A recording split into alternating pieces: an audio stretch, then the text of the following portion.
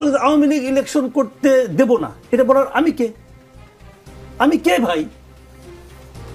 আমি কি একবার নিজেকে জিজ্ঞাসা করি আমি কে?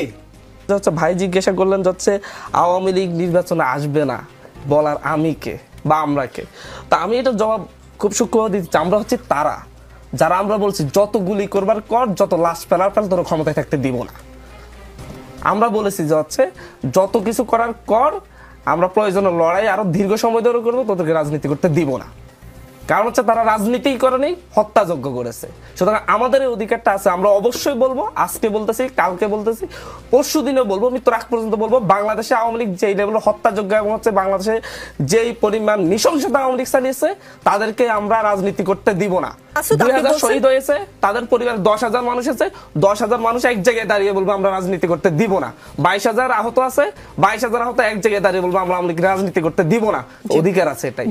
এখন আপনাদেরকে আগে নির্ধারণ করে দিতে হবে, যারা হচ্ছে সুশীল জায়গা থেকে বলে যে হচ্ছে রাজনীতি করার অধিকার সবার আছে, আওয়ামী লীগও রাজনীতি করবে, জাতীয় পার্টিও করবে, আমরা তাদের মতো হব না।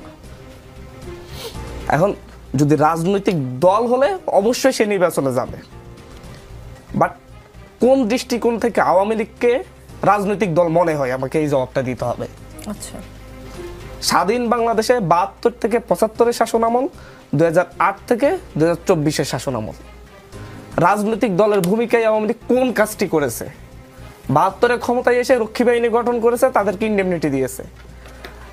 73-এ ভোট কারচুপি করে, হেলিকপ্টার করে ভোট চুরি করে এনে তাদের নেতাদেরকে বিজয়ী করেছে। 74-এ দেশে দুর্ভিক্ষ এনেছে দুর্নীতির মাধ্যমে।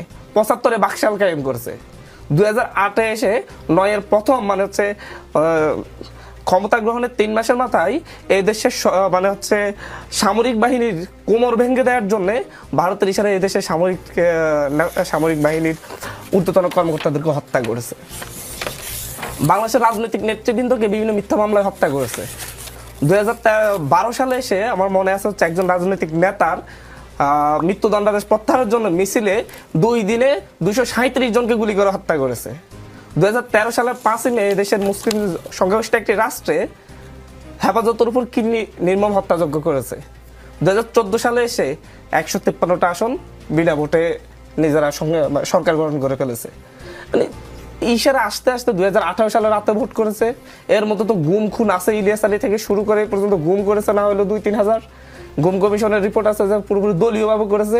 এমনকি 24-এর গণ অভ্যুত্থানের আগ মুহূর্তে 2 তারিখে তারা বসে মানে হচ্ছে ছাত্রদের উপর জিরো টলারেন্স এবং গণহত্যার জন্য যেই অনুমোদনটা দেওয়া হয়েছে 14 দলের বৈঠক থেকে দেওয়া হয়েছে, দলীয় সিদ্ধান্ত হয়েছে।